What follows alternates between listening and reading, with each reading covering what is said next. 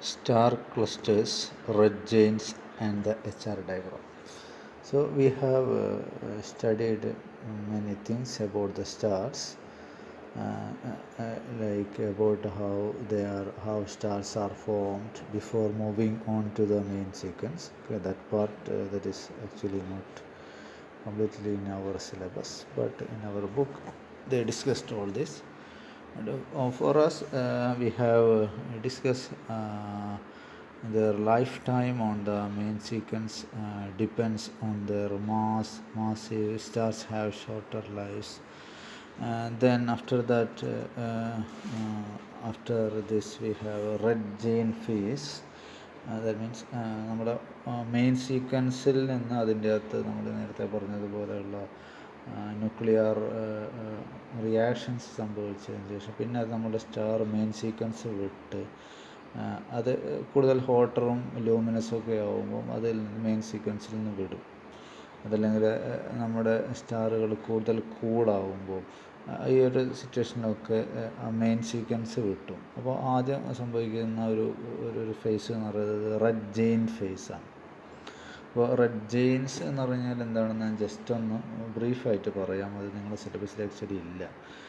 So the red giant means the amount of hydrogen in a star's core is vast, but it is not infinite. അപ്പോൾ ഒരു കണ്ടമാനുണ്ടെങ്കിൽ അത് infinite അല്ല. So after a very long time the production of energy will cease when the central supply of hydrogen is used up.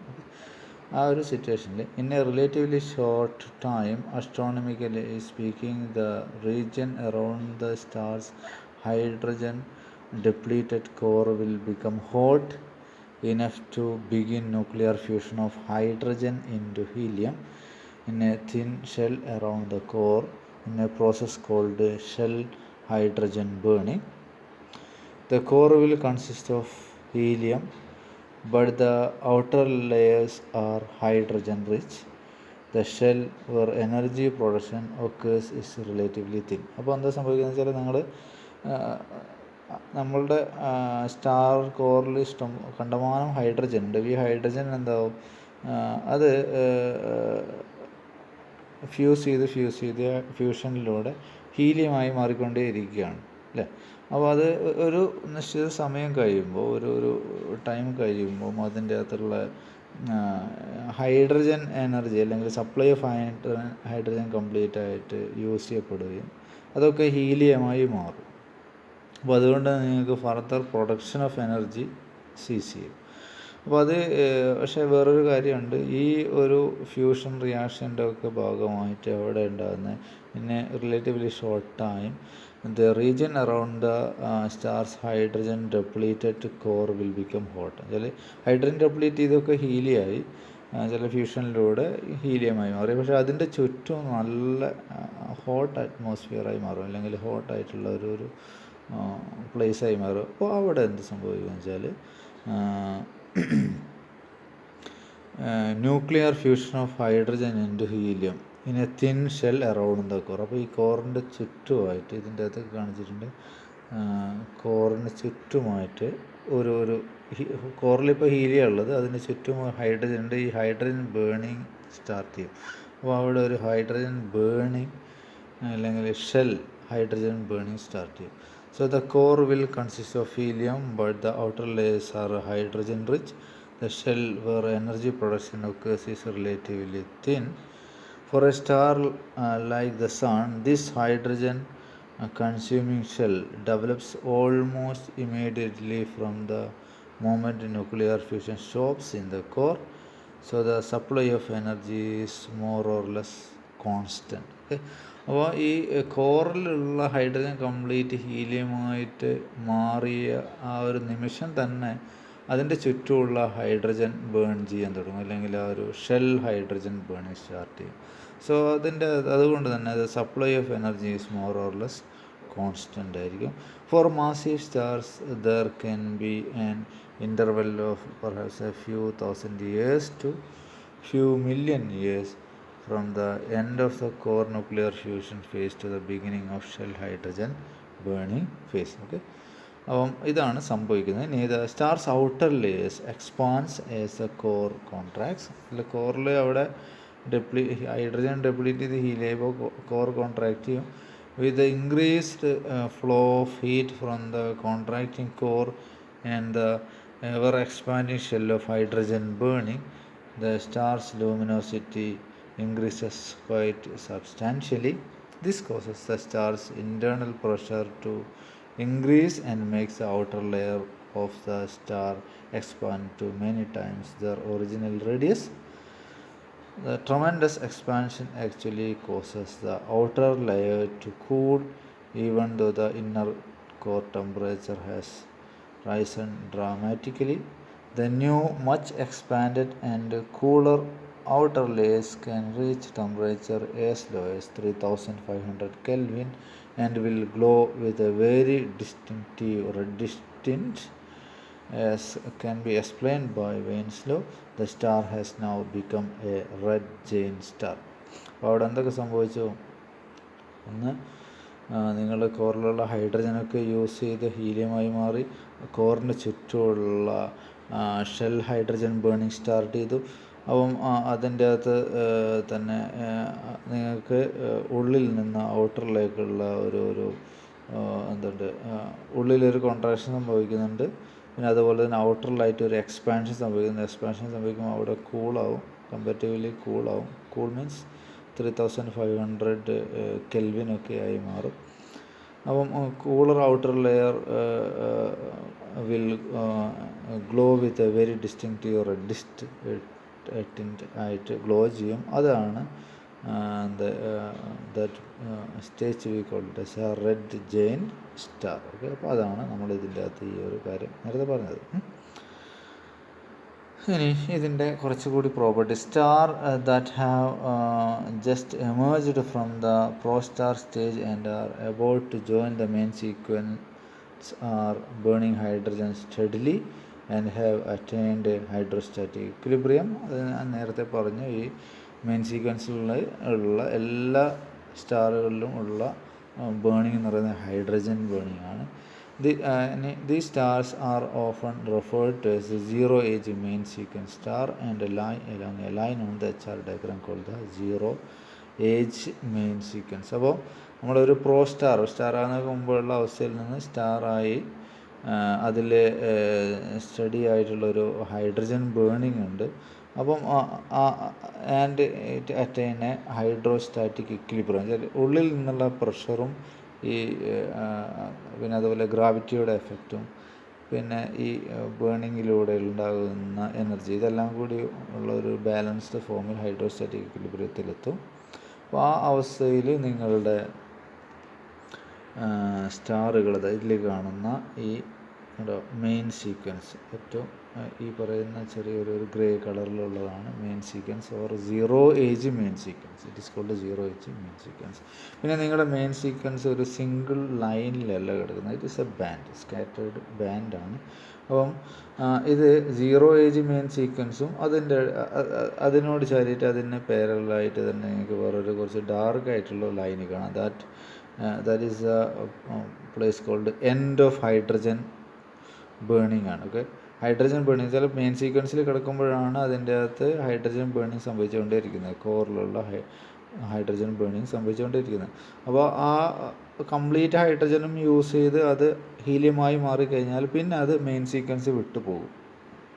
പിന്നെ അതിൻ്റെ അകത്ത് ഷെല്ലിലാണ് hydrogen burning നടക്കുന്നത്. അത് ഈ കോറിന് ചുറ്റുമുള്ള ഷെല്ലിലാണ് ഹൈഡ്രജൻ ബേണിംഗ് സംഭവിക്കുന്നത്. ഓക്കെ, അപ്പം അത് സംഭവിച്ചു.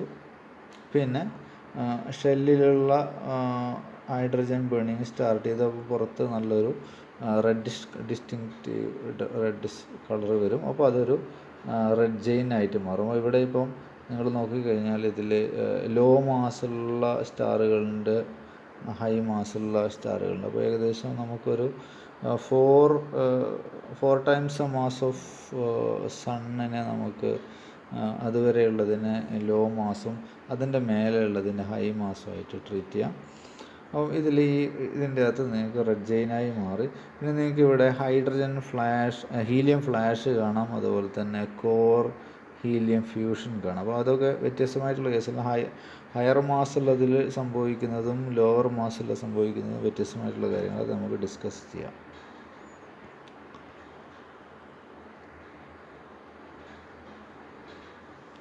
അപ്പോൾ ഞാൻ പറഞ്ഞു മെയിൻ സീക്വൻസിൽ 0 ഏജ് മെയിൻ സീക്വൻസ് ഉണ്ട്. അത് കഴിഞ്ഞിട്ട് കോറിലുള്ള ഹൈഡ്രജൻ ബേണിങ് കംപ്ലീറ്റ് ആയതിന് ശേഷം മെയിൻ സീക്വൻസ് വിടാൻ പോകുന്ന സ്റ്റാറുകൾ. അപ്പോൾ നിങ്ങൾ ഇതിൽ if you look at the 3M0, 5M0 and 10M0, that means they are comparatively high mass സ്റ്റാറുകളാണ്.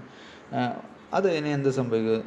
That will leave the main sequence and then moves rapidly from left എന്ന് പറയുന്നത് high ടെമ്പറേച്ചറാണ്, high temperature to right, that is lower temperature across the HR diagram. Actually what is happening here is a decrease in surface temperature. എന്നുവെച്ചാൽ നമ്മൾ നേരത്തെ പറഞ്ഞു hydrogen burning കഴിഞ്ഞു, കോറിലുള്ള hydrogen burning കഴിഞ്ഞു, പിന്നെ ഷെൽ ഹൈഡ്രജൻ ബേണിംഗ് ആണ് സംഭവിക്കുന്നത്. പിന്നെ അതിൻ്റെ പുറത്തായിട്ട് നല്ലൊരു എക്സ്പാൻഷൻ സംഭവിക്കുന്നുണ്ട്. അപ്പോൾ അവിടെ ടെമ്പറേച്ചറിന് ഡിക്രീസ് ഉണ്ടാകുന്നുണ്ട്, പക്ഷേ അതിൻ്റെ സർഫസ് ഏരിയ നന്നായിട്ട് കൂടുന്നുണ്ട്. എക്സ്പാൻഡ് ചെയ്യുകയാണല്ലോ ചെയ്യുന്നത്. എക്സ്പാൻഷൻ സംഭവിക്കുമ്പോൾ കൂളാകുന്നുണ്ട്, അതുപോലെ തന്നെ സർഫസ് ഏരിയയും കൂടുന്നുണ്ട്. So the overall luminosity remains constant. അപ്പോൾ അത് നിങ്ങൾക്ക് കാണാം 3M0യിലും 5M0യിലും 10M0യിലൊക്കെ ടെമ്പറേച്ചർ കുറഞ്ഞു. അപ്പോൾ അതുകൊണ്ടാണ് ഇങ്ങനെ ഈ ഹൊറിസോണ്ടലായിട്ട് പോയത്, സ്റ്റാർ മൂവ് ചെയ്യുന്നത്.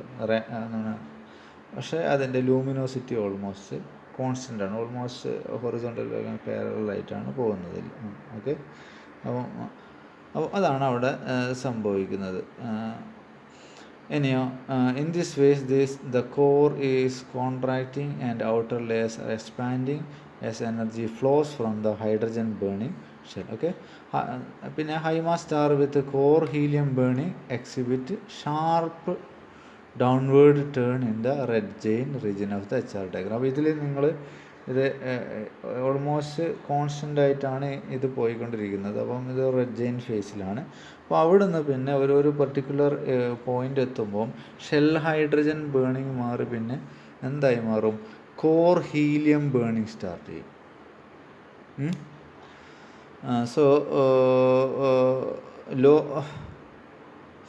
അപ്പോൾ ഹൈമാസ് സ്റ്റാറിലാണ് കോർ ഹീലിയം ബേണിംഗ് എക്സിബിറ്റ് ചെയ്യുന്നത്. അപ്പോൾ അതിനൊരു ഷാർപ്പ് ടേൺ ഉണ്ടാകുന്നുണ്ട്. അപ്പോൾ വീണ്ടും ഇതിൽ ഞാൻ ഈ കാണിച്ചിരിക്കുന്ന കോർ ഹീലിയം ഫ്യൂഷൻ കണ്ടോ, ഇതിൽ ഒക്കെ സംഭവിക്കുന്നത് 3M0യിലും 5M0യിലും. അതേ സ്ഥാനത്ത് 1.5M0, 1M0യിലൊക്കെ നിങ്ങൾക്ക് ഞാനിവിടെ ഒരു സ്റ്റാർ കൊണ്ട് റെപ്രസെൻറ്റ് ചെയ്ത്, ദാറ്റ് ഈസ് ഹീലിയം ഫ്ലാഷ് ആണ്. അവിടെ എന്താ സംഭവിക്കുന്നത്? Low mass star have helium flash at their cores, because അത് വളരെ റാപ്പിഡായിട്ടാണ് സംഭവിക്കുന്നത്. ഒരു സഡൻ ആയിട്ടാണ് ആ ഒരു ഹീലിയം ഫ്ലാഷ് അല്ലെങ്കിൽ ഹീലിയം ബേണിംഗ് തന്നെയാണ് അവിടെ ഉണ്ടാകുന്നത്. പക്ഷേ helium burning that will happen suddenly with short time. അതുകൊണ്ടാണ് അതിനെ ഹീലിയം ഫ്ലാഷ് എന്ന് പറയുന്നത്. ഓക്കെ, അപ്പോൾ അത് ഹീലിയം ഫ്ലാഷ് കഴിഞ്ഞിട്ട് അതും വീണ്ടും അതിനും ഒരു ടേൺ വരുന്നുണ്ട്. എന്ന് വെച്ചാൽ ദാറ്റ് മീൻസ് ലൂമിനോസിറ്റി കുറയുന്നു, അതുപോലെ തന്നെ ടെമ്പറേച്ചർ കൂടുന്നു. അതാണ് സംഭവിക്കുന്നത്. അപ്പോൾ അതുകൊണ്ട് തന്നെ ഇതിൻ്റെ ട്രാക്ക് ഇവിടെ ഞാനൊരു സ്റ്റാർ റെപ്രസെൻറ്റ് ചെയ്യുന്നിടത്ത് നിന്ന് ഇങ്ങോട്ടേക്ക് താഴോട്ടേക്ക് വരുന്നത് കാണാം. ഓക്കെ, ഇനി അടുത്ത കാര്യം പറയാനുള്ളത് high mass star with core helium burn exhibit sharp downward turn in the red giant region. അപ്പോൾ റെഡ് ജെയിൻ റീജിയൻ വെച്ചാൽ മെയിൻ സീക്വൻസ് വിട്ടിട്ട് ഈ പോയിക്കൊണ്ടിരിക്കുന്ന ഒരു റീജിയനാണ് റെഡ് ജെയിൻ റീജിയൻ. ഞാൻ നേരത്തെ പറഞ്ഞു എന്താണ് റെഡ് ജെയിൻ എന്നൊക്കെ. ഓക്കെ, അപ്പം the evolutionary track of the high mass star then makes an upward turn. ഇവിടെ നിങ്ങൾക്ക് കാണാം കോർ ഹീലിയം ഫ്യൂഷൻ കഴിഞ്ഞാൽ വീണ്ടും ഒരു അപ്വേർഡ് ടേൺ ഉണ്ട്. That means it is again, നിങ്ങൾക്ക് പറയാം it is again going to a second red giant റീജിയനിലേക്ക് പോകുന്നു എന്നുള്ള രീതിയിൽ വേണമെങ്കിൽ നമുക്ക് പറയാം. സോ അപ്പോൾ എങ്ങനെയാണ് പറയുക? This upward turn occurs just before the onset of the core helium burning. After the start of helium burning, the core expands and the outer layers contract and the evolutionary track of the star falls from these high ambient temporary luminosities. Okay, ഇനി അതുകൊണ്ട് തന്നെ നിങ്ങൾക്ക് പറയുന്നുണ്ട് the tracks wander back and fourth on the HR diagram. അപ്പോൾ അതിങ്ങനെ സംഭവിച്ചുകൊണ്ടിരിക്കും. വീണ്ടും ഒരു red Jain ഫേസിലേക്ക് പോകുന്നു, വീണ്ടും ഒരു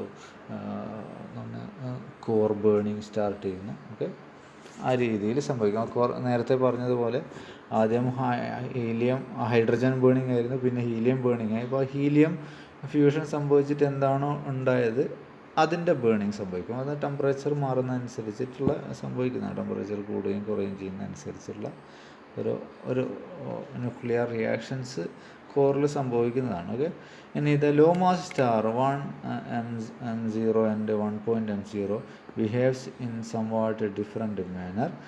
The start of helium burning is marked by the helium flash indicated by the red star. ഇവിടെ ഇതിൽ റെഡ് സ്റ്റാർ ഇല്ല. Okay, the star shrinks and becomes less luminous after the helium flash.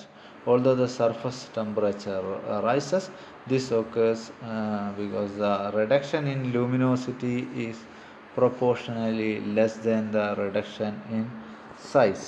Okay, അപ്പോൾ അതുകൊണ്ട് തന്നെ the evolutionary track moves down.